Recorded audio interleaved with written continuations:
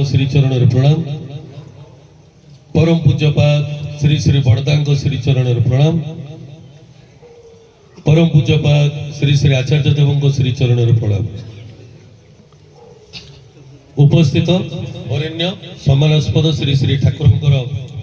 पवित्र पांजाधरी ऋतिक देवतागण, कर्मी देवतागण, गुरुजन मंडली, गुरुभ्राता मंडली, भक्तिमती मातृमंडली, स्नेहर छोट छोट पिला समस्त को आज ये पवित्र शुभ शांत सत्संगर हार्दिक जयगुरु ज्ञापन करे। आपण मैंने अवगत बाकी गुरुजन मैंने अच्छा आहरी प्रांजल भाव कहे। मु केवल एति कहीपे माँ स्वरूप माउसी जहाँ को बहुत वर्ष है आम तांकर प्रेम स्नेह पाइचु ठाकुर दयारू तांकर परलोक गमन होइछि। एई अवसर रे माउसींकर आत्मार सद्गति प्रार्थना सह किछि वर्ष तले स्वर्गत मौसांकर मध्य परलोक गमन होइछि। परिवार सहित पारिवारिक व्यक्ति रूपे मु चली आसी। सर्वप्रथमे मौसांकर तापर माउसी जहाँ को उद्देश्य रे सत्संग निवेदित तांकर आत्मार सद्गति प्रार्थना निमंते मु मोर तांको परिवार आम समस्त तरफ परम पिता श्री चरण प्रार्थना निवेदन कर। तांको परिवार आम समस्ते सदा सर्वदा इष्टमय उठू यही ठाकुर चरण प्रार्थना निवेदन कर।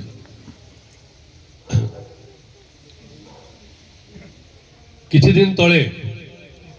परम पूज्यपाद श्री श्री आचार्य देव तांकर पिता परम पूज्यपाद श्री श्री दादांकर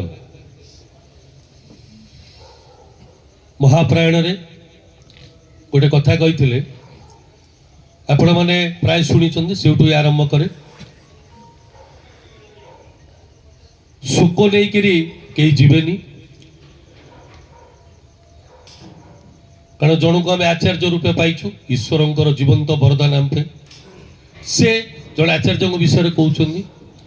ताठू अधिक प्रेम बोधे आम आउठी पाइबानी कि जापर मो जानवर सी कहले शोक नहीं जीवेनी। बारंबार देखे परम पूज्यपाद श्री श्री दादा श्री श्री आचार्य देव को निकटरे अनेक भाई माँ मैंने आसती किए क्या हरई किए क्या हरई से कहती जे सी ठाकुर चरण अच्छा आपण चिंता करने दरकार नहीं आपण ठाकुर को लेकर चलिए आउ रे प्राय देखे या ही कहती। आम हेलु पुरुषोत्तम का संतान आचार्य देव कहती सता सचिदानंदमय सत स्थिति अच्छी चित जार विस्तार वृद्धि अच्छी आनंद माने विस्तारमय सत चित आनंदमय। आ गोटे कथा आम अनेक समय कहू कहू कौन पाई को जानी आम कौ शोक संतप्त परिवार जानी आज्ञा मोर एत बुद्धि ज्ञान नहीं क्षमा करेंगे। मुझे जाने कि आम छोट बड़ू भागवत गीता शुणी आसु पढ़ी आसु से सृष्टिकर्ता तांको चरण सब किसी आसे पुणी तांकरी पाखरे जाए। जड़े माँ ताको छुआ पाई आचार्य देव को कहते शुणुनी मानुनी कहले तुमको किए धारणा देला जे से तुमको शुणा मान यहाँ आमर अहंकार यहाँ आमर भ्रम। ये प्रार्थना आरंभ रू आम अनेक थर प्रार्थना करूँ ठाकुर कहते यहाँ बुझी जानी आपको निज भितर चरित्रायित करने को हम बार बार कर जोड़ कर सविनय कर उपकार साधु संग मोहि देवनीत परम गुरुदाता। पुणी आरंभ रू आम कहूँ बार बार करूँ विनती राधा स्वामी आगे दया करो दाता मेरे चित चरण ना लागे। ताले तांको आम कौन मागुचु ना आम चित्त मनटा तांको चरण लगे। आचार्य देव थोड़ी कन्फरेन्स रे कहते एवं नाटमंडप भी कहते आम कहे बहु नैष्ठिक माने ठाकुर को भी माने अन्य मान को भी माने कहले आमर तो मन दुई चारि दुई प्रकार जगह विचरण करुच्ची ठाकुर पाखे पुणी केत प्रवृत्ति पाखे अहंकार पाखे ତାହେଲେ ଆମେ ତ ଭିତରୁ ହିଁ 2-4 ମାନେ 1-4 ନୁହଁ, ଏକନିଷ୍ଠ ନୁହଁ। ତାହେଲେ ଯିଏ ଏକନିଷ୍ଠ ନୁହଁ, ଗୋଟେ ସୁନ୍ଦର କଥା ରାମକୃଷ୍ଣ ଠାକୁରଙ୍କର ବୁଦ୍ଧଦେବଙ୍କର ପଢୁଥିଲି, ତାର ବିଶ୍ଳେଷଣ କରି ଜଣେ କହୁଥିଲେ, କହିଲେ ଆମେ କହୁ ମୁଁ ସମର୍ପିତ ହେବି, ମୁଁ ପ୍ରେମ କରିବି, ମୁଁ ଭକ୍ତି କରିବି। ସେ କହିଲେ ମୋର ମୁଁ କାହିଁ, ମୋର ମୁଁ ତ 25 ଆଡେ ପଳେଇଛି, ମୁଁ ତ ଧ୍ୟାନରେ ବସିଲା ବେଳେ ପଡ଼ିଆରେ, ଖେଳରେ, ନାଚରେ, ଟିଭିରେ, ଅଫିସରେ ମନ ପଳଉଛି। ମୁଁ ମୋ ପାଖରେ ଅଛି ତ,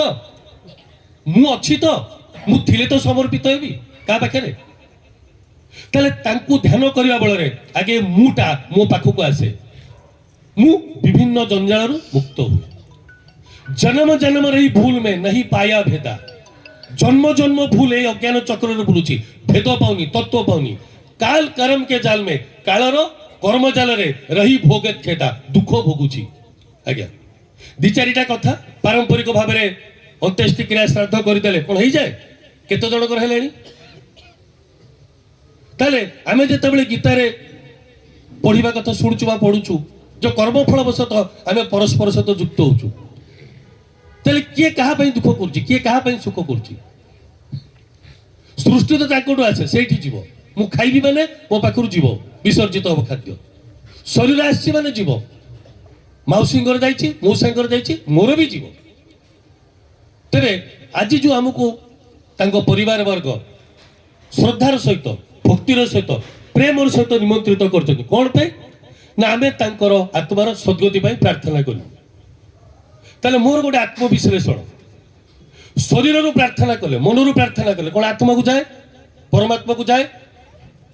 ଆଜ୍ଞା, ସତ୍ୟାନୁସରଣ ଠାକୁର ଲେଖିଲେ ମନକୁ ଅନୁସରଣ କର ନାହିଁ, ବିବେକକୁ ଅନୁସରଣ କର। ବିବେକ ହଉଛି ଚେତନାର ଗୋଟେ ଜୀବନ୍ତ ଅବସ୍ଥା, ଚେତନା ହଉଛି ଆତ୍ମାର ଗୋଟେ ଜାଗ୍ରତ ଅବସ୍ଥା। ଆମର ଆତ୍ମା ଜାଗ୍ରତ ହେଇଛି, ଠାକୁର ତ ଜାଗ୍ରତ ହେଇଛି। ନାମ ଓ ପ୍ରେମ ଦିଟା ଆମକୁ ମୂଳ ଜିନିଷ ଦିଆଗଲା। ଆତ୍ମାକୁ ପୋଷଣ ନାମ, ହୃଦୟକୁ ପୋଷଣ ପ୍ରେମ। ନାମରୁ ଜଗତ ସୃଷ୍ଟି, ଆମେ ସମସ୍ତେ ତାଙ୍କ ପ୍ରେମର ପରିପ୍ରକାଶରୁ ସାରା ଜଗତ ପରିଚାଳନା ଅଛି। ଠାକୁର କହିଲେ ଯଦି ଗଭୀର ଭାବରେ ସାରା ସୃଷ୍ଟିକୁ ଅଧ୍ୟୟନ କର, ଏକମାତ୍ର ପ୍ରେମ ହିଁ ସମଗ୍ର ଜଗତକୁ ପରିଚାଳିତ କରୁଛି। ଏ ପ୍ରେମ ଟିକକ କାଢି ନିଅ, ସବୁ ବାଉଳା ହେଇଯିବେ, ସବୁ ଅଜ୍ଞାନ ହେଇଯିବେ, ଯାହା ଆମ ଅବସ୍ଥା ହେଇଛି। କ୍ଷମା କରିବେ, ଜଣେ ଦୁଃଖୀ ଲୋକ, ଜଣେ ସୁଖସନ୍ତପ୍ତ ଲୋକ, ଜଣେ ମର୍ମାହତ ଲୋକ କ'ଣ ହୃଦୟ ଆତ୍ମାକୁ ନେଇ ପ୍ରାର୍ଥନା କରିପାରେ? এটা শরীর আর মনর লক্ষণ। হৃদয় আত্মার দুঃখ অছি, রোগ অছি, শোক অছি। ছোট বেলু শুনিছু না আত্মা অবিনাশী অজর। মীরাবাই কি বিষ মারি পারিলা? কাই মারি পাইলেনি? প্রহ্লাদକୁ নিয়া ଆଉ ପାଣି ପୋଡ଼ି ପାରିଲାନି, ବୁଡ଼େଇ ପାରିଲାନି, କାହିଁକି? ସମ୍ପୂର୍ଣ୍ଣ ଆତ୍ମମୟ ଈଶ୍ୱରମୟ ହେଇଯାଇଥିଲେ। ଶ୍ରୀ ଶ୍ରୀ ବରଦା ଭକ୍ତିର ଗାଢ଼ତ୍ୱ ପ୍ରେମ କହିବାକୁ ଯାଇ କହୁଛନ୍ତି, ପ୍ରେମ ଏକ ଏପରି ଅବସ୍ଥା ଯେତେବେଳେ ଆସିଯାଏ ଆମ ସଂସ୍ପର୍ଶରେ ଆସୁଥିବା ହିଂସ୍ରକ ଜୀବଜନ୍ତୁ ଭିତରୁ ବି ହିଂସାର ଭାବ ପଳେଇବ। ଆମ ହୃଦୟ ଆତ୍ମାକୁ ଜାଗ୍ରତ କରିଛୁ ତ? এই যে শ্রদ্ধারে ভক্তিরে সে আমাকে ডাকিଛନ୍ତି প্রার্থনা নিবেদন পাই, তাহলে আত্মার প্রার্থনা তো আত্মাকে পরমাত্মাকে যাব না। আমি প্রার্থনা ন কলে বি সে আত্মার সদ্গতি হব। ঈশ্বর আনিଛନ୍ତି তাଙ୍କ পাখକୁ নেবে না? আজ্ঞা ভুল কହୁଛି? কিন্তু মু যে ঈশ্বরଙ୍କର মাধ্যম স্বরূপ হইকি সে প্রার্থনা মোর সহায়ক হব। আজ্ঞা মু এই আনন্দর সৌভাগ্য পাই। এ গতকালি মো মাধ্যমরে কিছু দীক্ষা মু অনেক থর এটা কহু, যদি মোর জীবন চালি যাই থানা কোন সে দীক্ষা হইতো না, এই বি ঋত্বিক দাদা দেইথান্তে।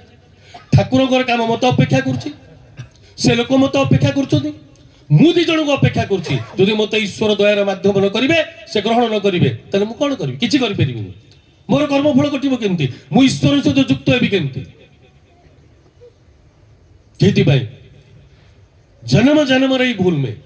ଏଇ ଅହଙ୍କାର କାମନା ବାସନା ବଶତ ଠାକୁର କହିଲେ ତୁମ ଜୀବନରେ ଇଷ୍ଟଙ୍କଠୁ ଅଧିକ ଯାହାକୁ ମହତ୍ଵ ଦବ, ପ୍ରାଧାନ୍ୟ ଦବ, ନିଜର କରି ତୋଳିବ, ଏଇ ଆସକ୍ତି ତୁମକୁ ଧ୍ୱଂସ କରି ତୋଳିବ। ଆମେ ଯେତେବେଳେ ଈଶ୍ୱରଙ୍କୁ ପାଇଛୁ, ପରମ ପିତାଙ୍କୁ ପାଇଛୁ, ଆଚାର୍ଯ୍ୟଙ୍କୁ ପାଇଛୁ ଜୀବନ୍ତ, ଏ ବିରାଟ ଈଶ୍ୱର ପ୍ରେମର ଜଗତ ପାଇଛୁ, ଦୁଃଖ କାହା ପାଇଁ, କଷ୍ଟ କାହା ପାଇଁ? ହଁ, ତେବେ ଯୋଉଟା କହୁଥିଲି କିଛି ସାମାଜିକ ପରମ୍ପରା ଭିତରେ ଦେଇକି ଆମେ ମାଉସୀକୁ ବା ମଉସାଙ୍କୁ ଛାଡ଼ିଦବାନି। ପୂଜନୀୟ ସିପାହୀଟା ଗୋଟେ ସୁନ୍ଦର କଥା କିଛି ଯୁବକ ମାନଙ୍କୁ କହୁଥିଲେ, ଏଇ ବିଭିନ୍ନ ଠାକୁରଙ୍କ କାମ କରିବା ଭିତରେ ଦେଇ କହିଲେ ଗୁରୁଜନ ମାନଙ୍କୁ ଶ୍ରଦ୍ଧା କରି ଠିକ ସେ ବ୍ୟବହାର କରିବ। ଗୋଟେ ବଢିଆ କଥା କହିଲେ, कहले तुम्हें भी दिने ए बयस रे आसीबो कहले तुम्हें भी दिने ए बयस रे आसीबो सेतबेले कष्ट अनुभव करिवो आमे जदि करूछु उपकार करनु एटा न करिबाटा अधर्म हबो ठाकुर कहले जाजन करिबा परम पिता को इप्सित कर्म न करिले अपराध प्रायश्चित करिबा को स्वास्थ्य पे जहाँ दरकार न करिले स्वास्थ्य पे क्षति अज्ञानता रहिले तार क्षति अलसा करिले तार क्षति सेमती जदि आमे ईश्वरंकर वार्ता बही माध्यम चरित्र आचरण भक्ति कर्म बा कहिबार न हो आमे कहिले किछु अधिक करूनु न करिले अपराध काहे आमे ठाकुर पाखरे संकल्प नैछु आज्ञा बॉन्ड साइन करिछु रीतिक दादा मन अछंदी देखिले दीक्षा पत्र कोन लेखाइछि तुमको प्रतिष्ठा करिया मो जीवनर योग्य हो पुणी आसुछि ठाकुर लिखिले तुमर ठाकुरत्व जागृत नले केही भी तुमर केंद्र नोती ठाकुर भी नोती फाकी देले ताही पाइबो मो प्रार्थना करे तो मोर एक्सीडेंट नैतला ए कटकर थिली बहुत दिन मजार कथा कुछ जने भाई राउरकेला फोन कले कहले आज्ञा मु प्रार्थना करछु कांदिले मुनि रहि जा टिके धैर्य धर क्षमा करियो भाई तुम नियमित प्रार्थना करो ना नहीं तुम प्रार्थना बल एति दया लाभ कर तुम नियमित प्रार्थना कर पार तुम प्रार्थना मो जाए पहुंची जीव पार्टी रे कहिदेले आत्मार सद्गति हो कथा ही नथिला मोर हृदय आत्मा को मुझे जागृत करिछि तो इफ यू इज टू चार मदर बी चार योरसेल्फ फास्ट आनंद आनिले तो संसार करिवि मु जदि तांको सहित कांदिबि से भी कांदिबे मर्माहत हेबे दुखी हेबे मु ईश्वर को पाइछि आनंद स्वरूप दुखी काई हेबि कांदिबि काई ताले से ईश्वर सन्तान सकाले स्वतनुज्ञान पढ़ुं परम पिता मु तुमरी सन्तान जो परम पिता को सन्तान जदि परम पिता प्रेम आनंद मंगल जीवन उत्स होती ताले सन्तान बुढ़ी दुखी केमती है रोगी केमती है शोक केमती आसो पारबनी ना ये कपटता रहा ये आम दीक्षा पाड़े सुस्थ पाड़े कपटता रहा आज्ञा श्री विग्रह मंदिर ना मानसिक आत्मिक सदाचारटा कौन जाचु पालन करुचु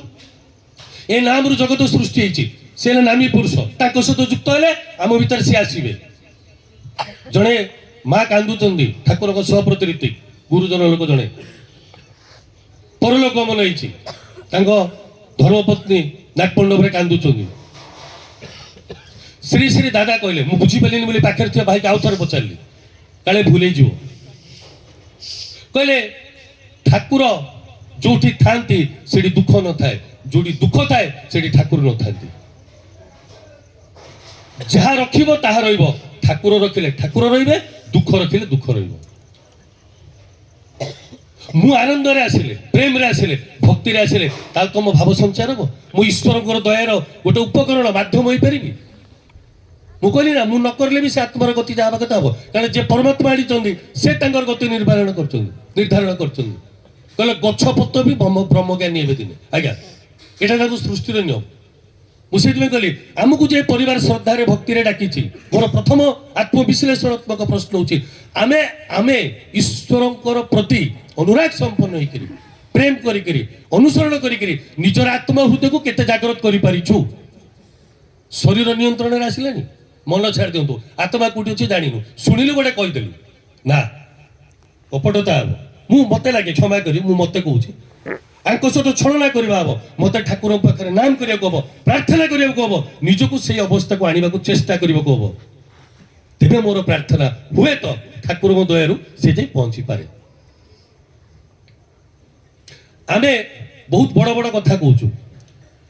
किंतु आचार्य देव रीति कन्फरेन्स बुझाऊे एवं अनेक थर कहते आपण जीवा पर कथा छाड़ दिंतु आगे बंचा पलि आसतु आम भर अनेक जीवन कारण मुझे अनेक वर्ष है परम पूज्य श्री श्री दादा आचार्य देव परिवार पाखे से आम दयारू किसी कम कर सुजोग पाऊ मु भी दीक्षा पाया चेष्टा करुच्ची मोर भी अनेक जिन आसनी सेठू सी बारंबार यहाँ पचारती पूज्यपात मेजदा पाखे जड़े आसिक बहुत कथा कहले ठाकुर कर्मी कहले स्वतनुज्ञा पत्र अच्छी ना पढ़ कौन लिखाई सत्यानुसरण पढ़ से सब समाधान अच्छी आमर असुविधा है से आम जो जगह को पढ़ाऊँ से प्रस्तुति आम पाखे ना भूल भाल कथा कहूँ भूल भाल कर बसु एवं अजाणतार जानतर अनेक लोक भूल बाटे नहीं पढ़ाऊँ आचार्य देव को श्रीचरण में अनेक नवेदन हुए आम आमरी घर परिवार भर अनेक नवेदन मो घर भी आप घर भी मत कहले आज्ञा आमे दीक्षा स्वस्तनी पालन करी जहाँ से मंत्र लिखाई तांको दयारु जीवन जन्म पाइछु ग्रह बुद्धि विपर्जय सब नष्ट हम आम ए अवस्था केतेटा आसी पारुछु केते ध्यान करूछु परम पूज्य बा श्री श्री बरदा जहाँ को जीवंत बा चलती सत्यानुसरण कहे श्री श्री आचार्य देव तांकर कथारे कहते आलोचन कहले श्री श्री बरदा पचरा दीक्षा में कहीं नहीं गोटाए शब्द कहले जप ध्यान करने शुधु नाम कराटा ही काज आम केते करूछु बारंबार गत थर आचार्य देव कथाटा कहले आईपाई आम द्वारा यहाँ करूछंती ठाकुर कहले जदि मो जीवन बंचा बढ़िया परिवेश आवश्यकता न था मोर जाजन करने आवश्यक ना मु जन्म नेबी कौटी आज्ञा मु जन्म नेबी कौटी सेमती बापा माँ थे बोली तो मुझे जड़े निजे भी जन्म भी नहीं पारि आपण खायापे ताड़ू पिंधापे ताड़ू औषध पे ताड़ू शिक्षा पाए एम मो जीवन निर्भर जदि एम दुर्बल हे मो जीवनटा भल रमें भावु जाजन समय मिलने करी ना आज्ञा ठाकुर कहले एटा परम पिता को इप्सित कर्म न करिले प्रायश्चित करा हुए क्षति भोगिबा को जा हमें भोगुछु ए किछि दिन तले आचार्य देव आस्थिले ए भुवनेश्वर आपण देखिबे देवघर तो आम एते वर्ष देखुछु आमरी भितर लोक अनेक गंभीर निवेदन करती ताके आश्चर्य लगे जो मैंने निष्ठार सहित टिके दीक्षा स्वस्तनी पालन करते जीवन में वैकुंठ स्वर्ग भाया जीवन आम देखू मु बहुत कहूँ से बहुत गाँव ये बहुत मंदिर कर्म कर मु कहनी से नाटमंडप से आलोचना हुए किंतु विराट विराट समस्या घर बहुत ठीक होनी दीक्षा पालन ना मु अनेक घर जाकि देखी निजे देखी शह शह हजार हजार घरे जाऊँ बहुत मौलिक जिनस जानी ना टे घरे माइक फटेले हूँ टे घरे गाइले हूँ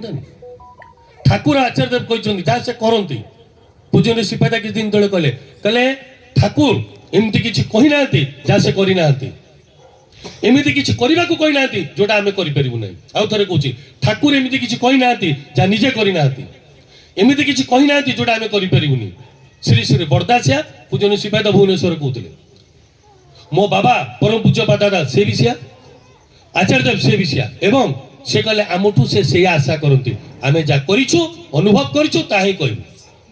मुझे आपको नाम प्रेम रे बहुत किसी पारे मो घर जाके देखले लोक शोई समय इष्टपति प्रार्थना करूना अनेक परिवार को ये आचार्य देव पचारती देखते आम अनेक घर जाकि देखीचु ताले क्षमा करेंगे मु जो नाचुची गाँची कौची एटा कौन जो जिनस अनुभव नहीं जो जिनस मनीष सब निजक भल पाए तापर परिवार को तापर पड़ा पड़ोशी को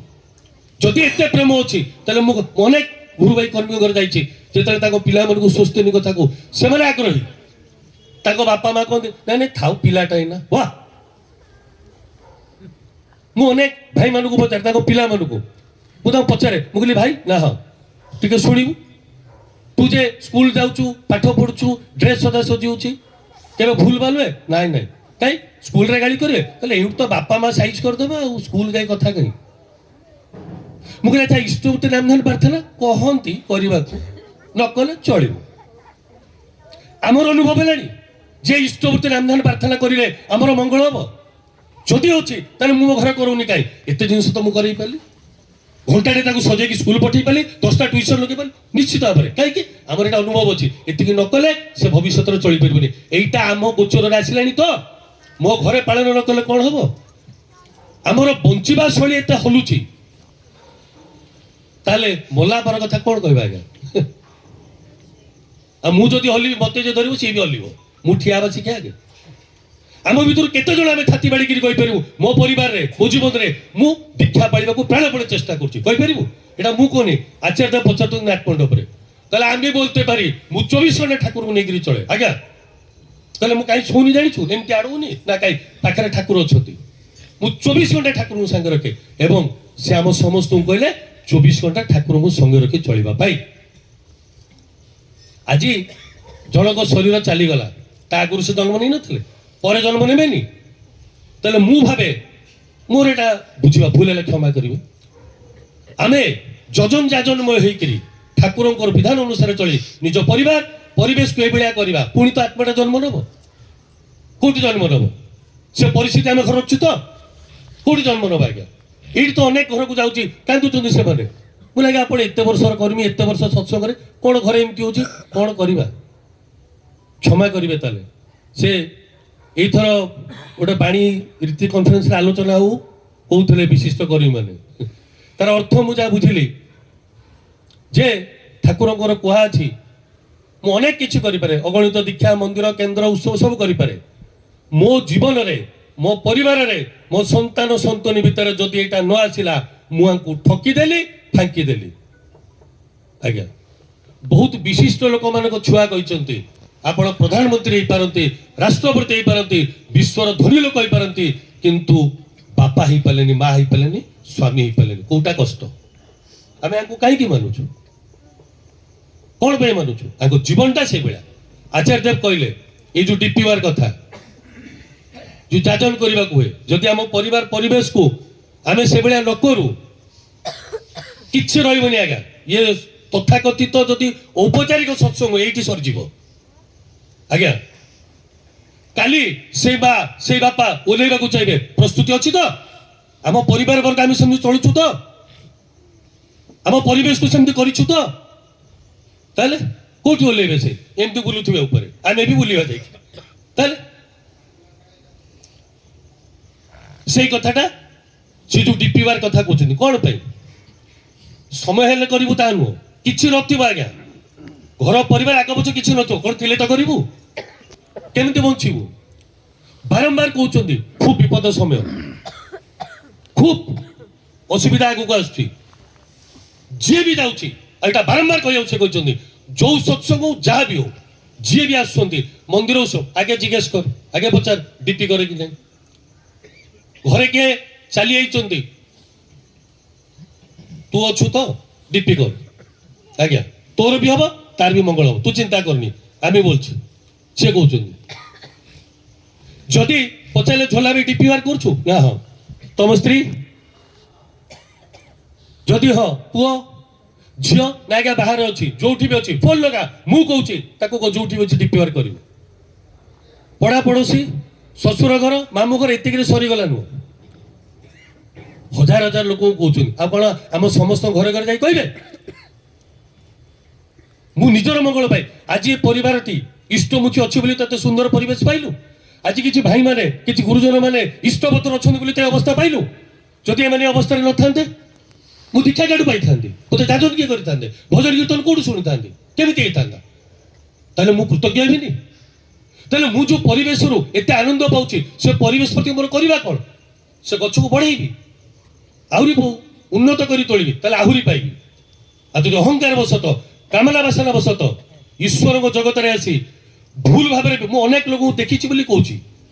ବିଚରଣ କରୁ ତାହେଲେ ଅସ୍ତିତ୍ୱ ବିଲୁପ୍ତ ହେଇଯିବ ଆଜ୍ଞା କାହିଁକି ନା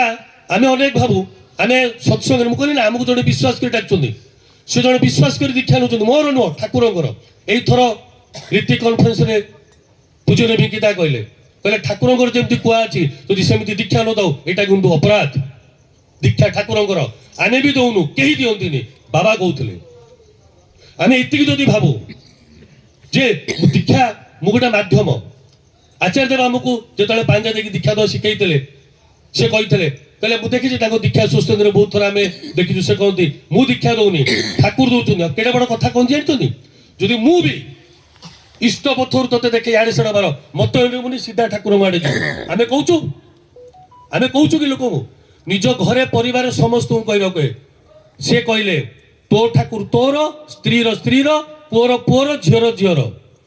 ଏଠି ମା ରାନ୍ଧିଲେ 5 ଜଣ ଖାଇବେ ସେଇଆ ନୁହଁ ବାପା ରୋଜଗାର କଲେ ସବୁ ଖାଇବେ ନା ଈଶ୍ୱରଙ୍କ ଜଗତରେ ସମସ୍ତେ ଏକୁଟିଆ କେବେ କାହା ମଝିରେ ଆସିବେନି କାହାକୁ ମଝିରେ ଆଣିବେନି ସିଏ ତାଙ୍କ ଠାକୁର ଭିତରେ ତାଙ୍କ ପରିବାରକୁ ଆଣୁନାହାନ୍ତି ମଝିରେ ଆଜ୍ଞା ଆମେ ଠାକୁରଙ୍କର ହେଇକିରି ସମସ୍ତଙ୍କର ହବା ତାହେଲେ ଭଲରେ ରହିବା ଆମର ଅହଙ୍କାର ଆମର କାମନା ବାସନା କର୍ମଫଳ ସୃଷ୍ଟି କରି ଅଜ୍ଞାନତା ରଖି ଆଜି ଆମ ଜୀବନ୍ତ ଅବସ୍ଥାରେ ଆମେ ଏତେ ଦୁଃଖ କଷ୍ଟ ଦୈନ୍ୟ ରହୁଛୁ ସାଧାରଣ ଲୋକ ଆମକୁ ଦେଖିକିରି ସେ ଚିନ୍ତା କରି ଭାବୁଛି ପଚାରୁଛୁ ଆମକୁ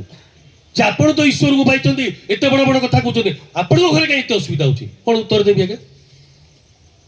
ଯିଏ ଜାଣିନି ଅଲଗା କଥା